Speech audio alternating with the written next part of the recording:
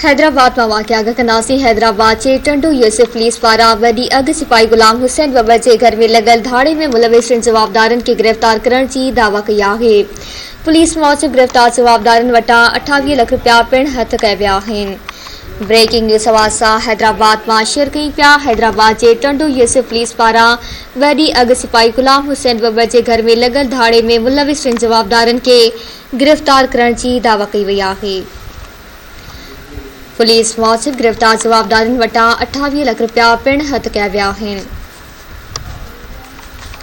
Breaking news अवासा Hyderabad में share कई पिया। हैदराबाद के टंडू यूसुफ पुलिस पारां वॾी अग सिपाही गुलाम हुसैन बबर के घर में लगल धाड़े में मुलविस टिन जवाबदारन के गिरफ्तार करण की दावा कई वई है। पुलिस मूजिब गिरफ्तार जवाबदारन वटां 28 लाख रुपया पिण हथ कया विया आहिनि। हैदराबाद में तफ़सील वाल कंदासीं शबीर रबड़ो खां। जी शबीर, आगाह कजो।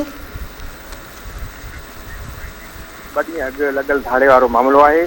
उन हवाले से एसएसपी हेडक्वार्टर प्रेस कॉन्फ्रेंस कई है। प्रेस कॉन्फ्रेंस दौरान एसएसपी हेडक्वार्टर बुधायो तो फुर कंदड़ 5 जवाबदारन में 3 जवाबदारन के गिरफ्तार करे उन्हनि वटां 28 लाख रुपया रक़म हथ कई वई है। उन चयो त 5 जवाबदारन वॾी अग गोट के कब्रिस्तान पुठियां कायम है हाउसिंग सोसाइटी में रहंदड़ सिपाही गुलाम हुसैन बबर के घर में गिरी रक़म फुर कई हुई। सिपाही गुलाम हुसैन एटीसी की अदालत के एक जज के घर से मुक़रर थियल है।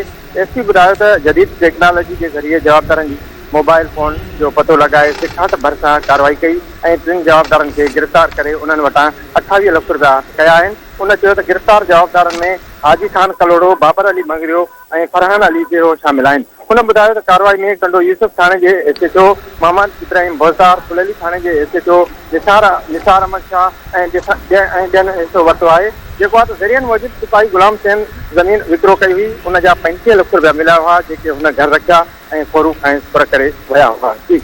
मेहरबानी शबीर रबड़ो तफ़सीलनि जे लाइ।